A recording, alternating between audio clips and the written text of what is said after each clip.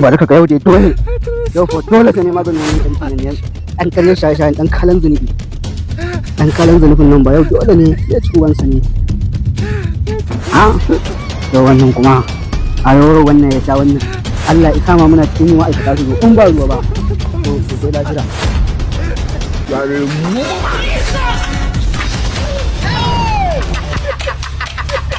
na wuce na ya samu kai ɗan kalan zunubi kai wannan ba kai ina raba Allah ya kawo ma'aikata kai ka san harkar nan fa ni ko ban me fa ni ko ban za ta sa gullun ta ba 20 saboda na saba fa kuma yazo ina ta ba ta ba ku kawai